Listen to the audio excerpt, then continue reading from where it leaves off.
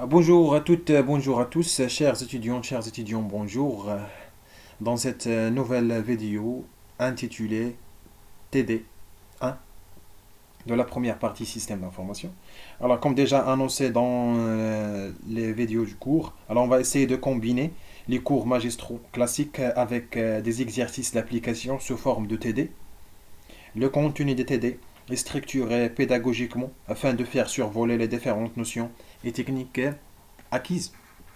Alors la première partie concernant système d'information comporte 3 TD. On commence le premier. Voilà, alors l'objectif de ce TD est l'acquisition des concepts fondamentaux relatifs au système d'information, aux axes de développement de la méthode Mérise et à la définition des différents éléments intervenant à la modélisation conceptuelle d'un système d'information. Alors la structure de ce TD et la suivante. 4 exercices. Alors, le premier exercice, ça concerne un petit rappel des questions du cours. Deuxième exercice, dans lequel on va essayer de voir la notion des cardinalités. L'exercice 3, ça concerne les règles de gestion. Et on va voir comment élaborer un dictionnaire de données dans le quatrième exercice. Voilà, alors on va commencer le premier exercice question du cours. Alors, la première question. Quelle est la structure d'une organisation, ses composants, les interactions et le rôle de chacun? Alors, lorsqu'on parle d'une organisation, une organisation est un nom attribué à toute institution ou établissement. Et la structure d'une organisation se compose principalement de 3 systèmes. Un système de pilotage, un système d'information et un système opérant. Un système de pilotage, c'est un système qu'on trouve dans la tête de toute organisation, c'est ce qu'on appelle un système haut niveau. C'est un système qui a pour rôle de prendre des décisions et fixer des objectifs. Alors, le deuxième système, c'est un ensemble organisé de ressources matérielles et immatérielles. Alors, permettant de collecter, stocker, traiter et diffuser l'information, soit vers le système de pilotage ou bien vers le système opérant. Alors, ce dernier, c'est un système bas niveau ou bien un système de production, un système permettant de réaliser et transformer et produire. Alors, sans oublier un acteur principal qu'on ne peut pas nier, vu son intervention de toutes les activités de toute organisation, bien sûr, c'est l'environnement externe. Alors, comme deuxième question, quels sont les niveaux d'abstraction employés par la méthode Mérise pour la modélisation des systèmes d'information? Alors, on a dit que la méthode Mérise est une méthode permettant de concevoir un système d'information et il se base sur une démarche de développement appuyée sur ce qu'on appelle la notion de cycle. Et on distingue principalement 3 cycles. Cycle de vie, c'est comment enchaîner les étapes. Cycle de décision, c'est l'ensemble des choix et décisions prises au cours du cycle de vie. Et ce qui nous intéresse dans cette question, c'est le troisième cycle qu'on appelle cycle d'abstraction. Alors la méthode Mérise s'appuie sur un cycle d'abstraction pour découper le système d'information en 3 niveaux d'abstraction. Le premier niveau, c'est le niveau conceptuel. Niveau conceptuel, on s'intéresse principalement aux différentes activités de l'organisation, les processus de traitement, ce qu'on veut faire et avec quelles données. Grosso modo, à ce niveau, on s'intéresse principalement aux données. Le deuxième niveau, c'est le niveau logique. Alors, à ce niveau, on ajoute la notion de structuration de données et d'organisation.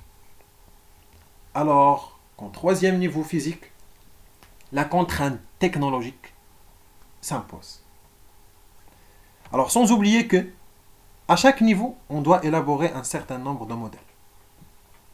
Déjà, on a déjà cité que la méthode Mérise, elle se base sur la séparation des données et des traitements pour assurer une longévité du système d'information.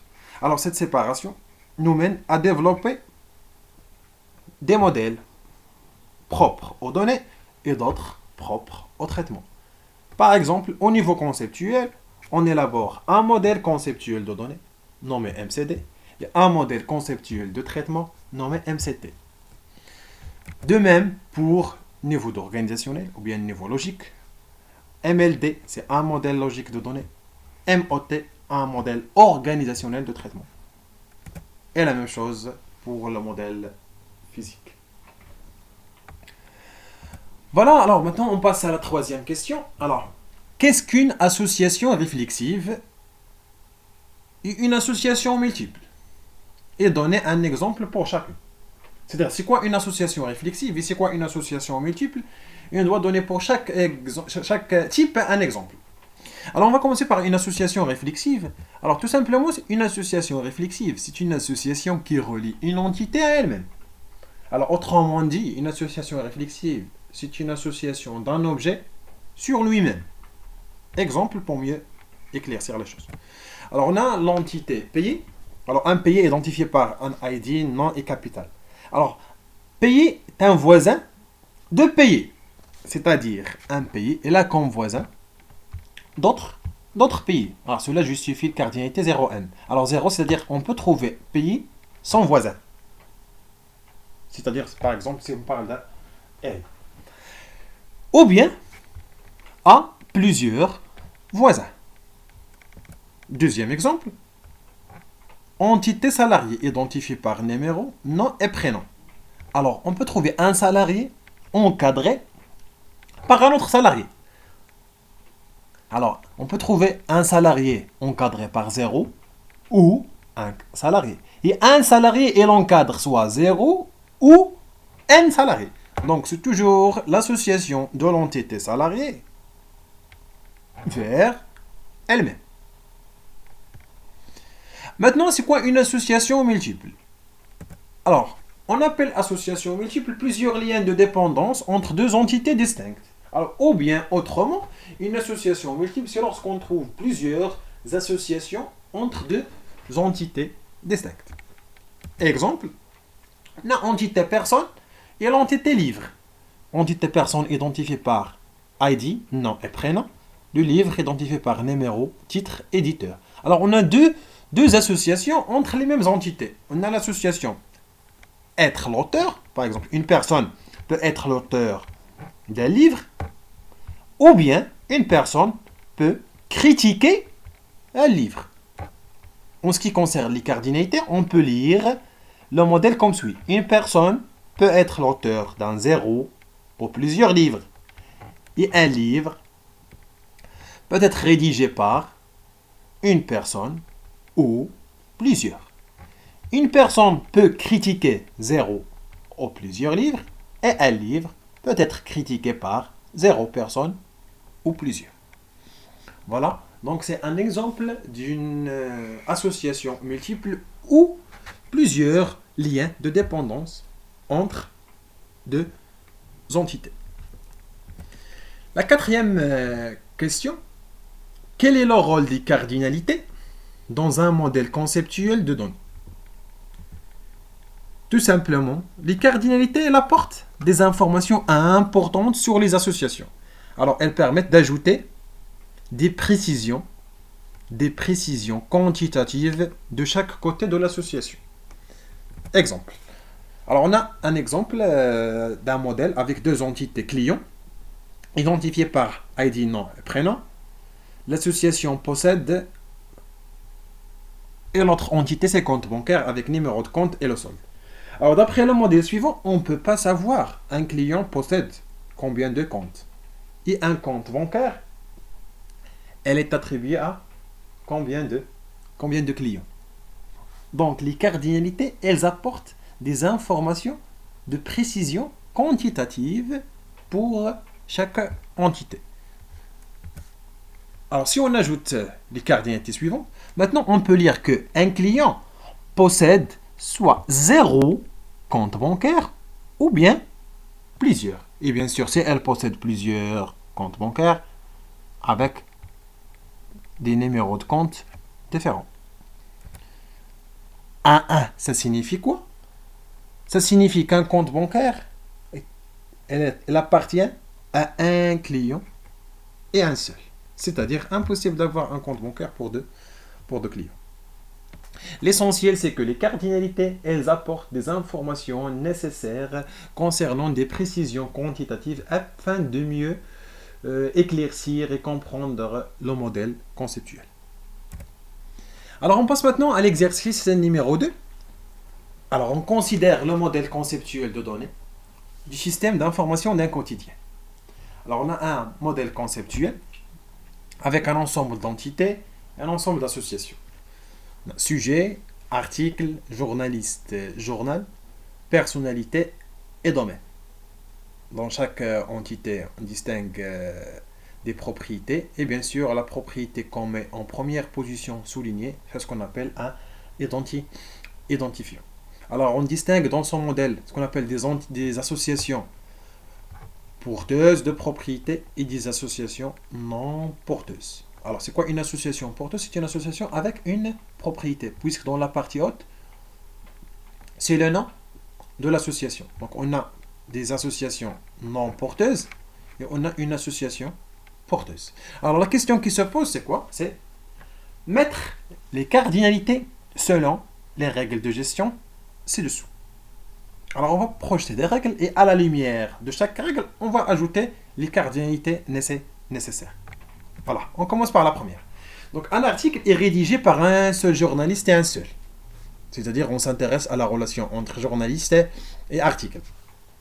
Donc, voilà, un article est rédigé par un seul journaliste et un seul.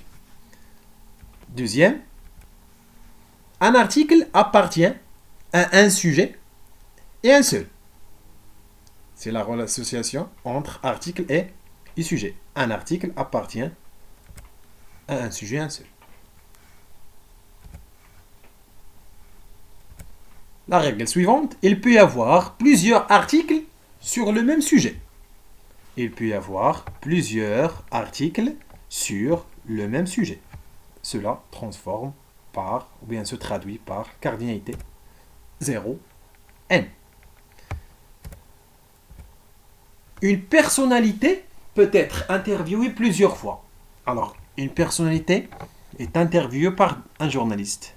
Donc, est-ce que c'est possible qu'une personnalité peut être interviewée plusieurs fois? Alors, cela se traduit par les cardinalités 0, n. C'est-à-dire, on peut interviewer une personnalité plusieurs fois, comme on ne peut pas l'interviewer. La règle suivante, un journaliste ne peut pas travailler dans plusieurs journaux. Alors maintenant, on s'intéresse à l'association entre journalistes et journaux. Alors, un journaliste travaille dans un journal. Un journaliste ne peut pas travailler dans plusieurs journaux.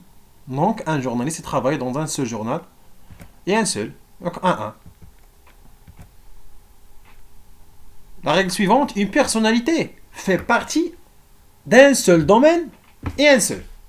C'est-à-dire, une personnalité appartient à un seul domaine et un seul. Un. Alors, une fois les règles imposées sont terminées, alors maintenant, on passe à compléter notre MCD par l'ajout des cardinalités nécessaires. Voilà. Alors, on commence par un journaliste va rédiger un article en plusieurs, c'est évident. Un journaliste peut interviewer aucune personnalité ou plusieurs. Un domaine contient 0 personnalité ou bien plusieurs. Un journal contient ou bien on trouve dans un journal plusieurs journalistes. Un journaliste au minimum et plusieurs journalistes au maximum. Donc voilà notre modèle MCD après avoir ajouté des cardinalités selon les règles de gestion. Alors on peut noter une petite remarque alors concernant les associations N. Alors dans la plupart des cas, on trouve les associations N, des associations porteuses de propriété. Alors on passe à l'exercice numéro 3. Alors on considère le modèle conceptuel suivant représentant des visites dans un cabinet médical.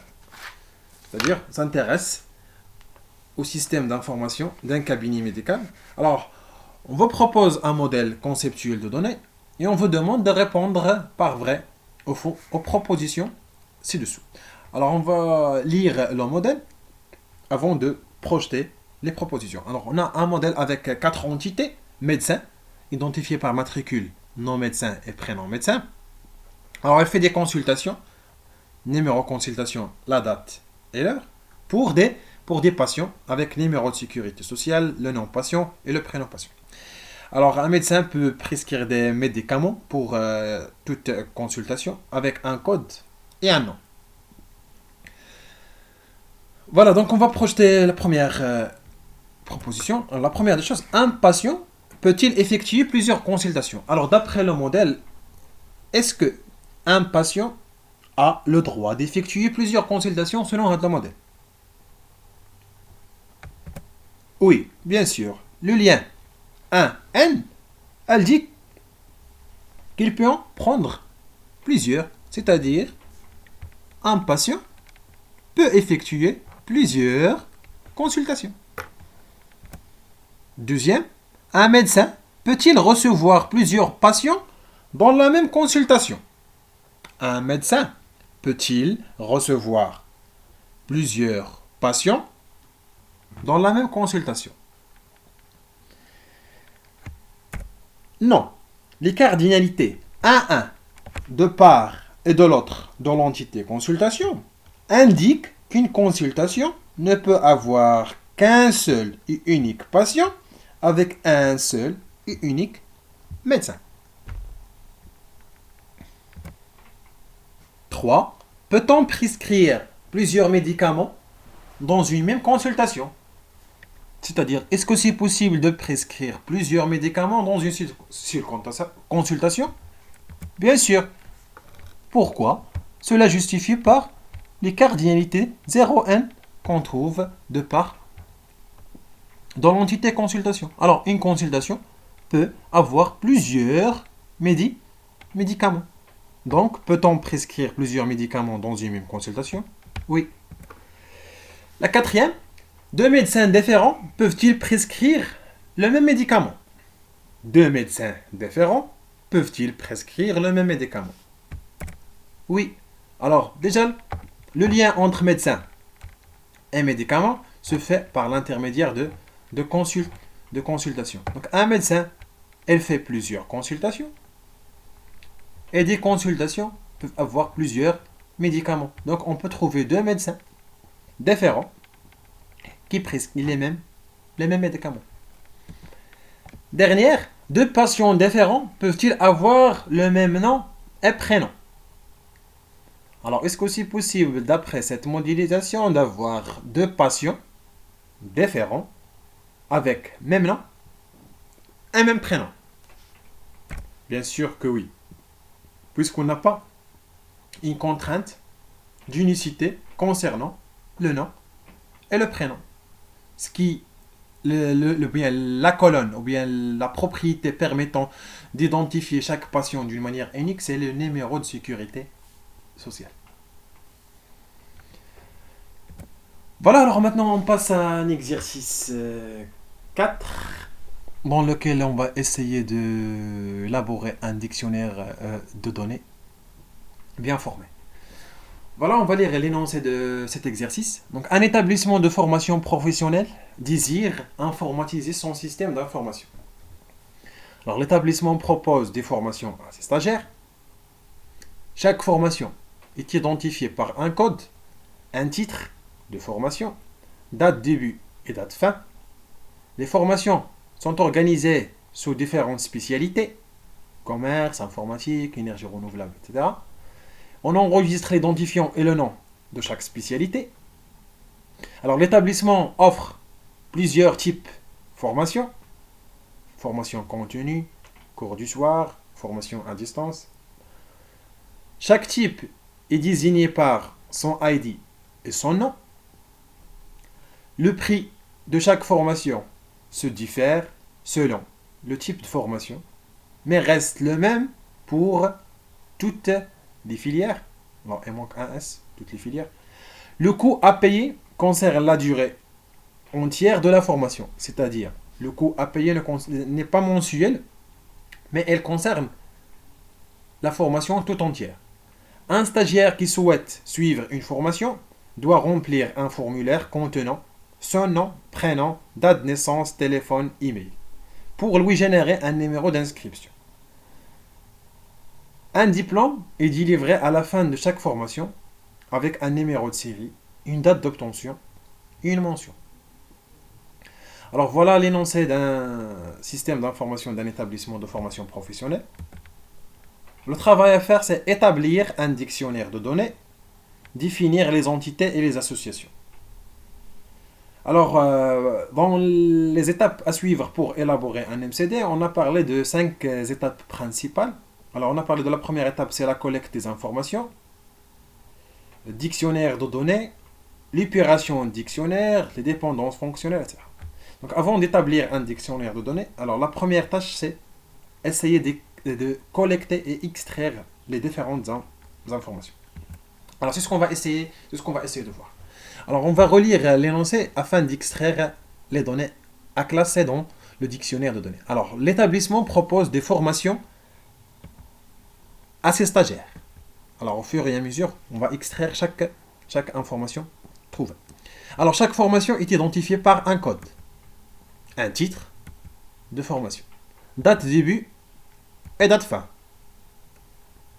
Alors, les formations sont organisées sous différentes spécialités, commerce, informatique, énergie renouvelable, etc. Alors, on enregistre l'identifiant et le nom de chaque spécialité. L'établissement offre plusieurs types de formations.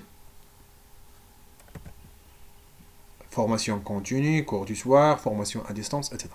Alors, chaque type est désigné par son ID et son nom. Le prix à payer de chaque formation se diffère selon le type de formation, mais reste le même pour toutes les filières. Le coût à payer concerne la durée entière de la formation. Et un stagiaire qui souhaite suivre une formation doit remplir un formulaire contenant son nom, prénom, date de naissance, téléphone, email, pour lui générer un numéro d'inscription. Un diplôme est délivré à la fin de chaque formation avec numéro de série, date d'obtention et une mention. Donc voilà, on a essayé d'extraire l'ensemble des informations ou bien des données d'après l'énoncé. Alors, on a déjà vu que pour élaborer un dictionnaire de données, il faut prendre les données avec soin selon les 3 niveaux suivants. Alors, on parle de niveau des données synonymes. Le deuxième, ce sont les polysèmes. Et 3, les données calculées. Donc, d'après une première partie d'analyse, alors on peut déterminer les synonymes, les polysèmes et aussi les champs ou bien les propriétés calculées. Voilà, alors on commence. Alors la première des choses, on constate que spécialité et filière, ça signifie la même chose. De même pour le prix et le coût. Aussi, on trouve ce qu'on appelle de polysème. Alors, un même nom qui signifie plusieurs choses. Alors, par exemple, le premier nom, on parle de spécialité. Après, on parle le nom type et le nom stagiaire. Donc, il faut éviter le polysème. Troisième point qu'il faut prendre en considération, c'est les champs calculés. Alors, puisqu'on a date début et date fin, donc, on peut calculer facilement la durée. Donc, la durée, c'est un champ à éliminer. Voilà, avant de dresser ces différentes données dans un dictionnaire, alors on va éliminer la filière, le coût et la durée. C'est-à-dire, on va éliminer les synonymes, on va préciser les polysèmes, nom, spécialité, type, stagiaire, et on va aussi éliminer les données calculées. Alors maintenant, on va dresser l'ensemble de ces données, bien de ces données, dans un dictionnaire de données. Et c'est quoi un dictionnaire de données? Tout simplement, c'est un tableau avec 6 colonnes. Le champ, c'est le nom de la propriété. Description, description du champ. La nature, c'est la nature de la propriété, bien la nature du champ. Et on distingue principalement trois natures. Élémentaire, calculé et composé. Le type, c'est le type de la propriété, c'est la valeur prise par la propriété. Alors, on parle de 4 types principaux. Alphanumérique, numérique, date et booléen. Cinquième colonne, ça concerne la taille maximale prise par chaque propriété et une remarque sous forme d'une observation ou bien une contrainte. Alors, après avoir dressé et classé ces différentes informations dans le dictionnaire de données, alors le résultat est le suivant. Donc, on a code formation de nature élémentaire. Le type, c'est alphanumérique, la taille 5. Le titre, formation, toujours de nature élémentaire. Le type, c'est alphanumérique. La taille maximale, c'est 50. Date début, date fin du type date. Le prix, numéro stagiaire, le type, ID type, spécialité, ainsi de suite. Donc l'ensemble des données extraites sont dressées dans le dictionnaire de données. Alors une fois on a terminé notre dictionnaire de données, alors on passe maintenant à déterminer les entités et les associations entre les différentes entités. Et voilà le résultat final. Donc on a une formation identifiée avec un code, titre de la formation, date début, date fin et le prix, contient, ou bien sous forme de type formation, c'est-à-dire soit formation à distance, formation continue ou formation cours du soir. Une spécialité qui contient plusieurs formations. Un stagiaire, il poursuit une formation.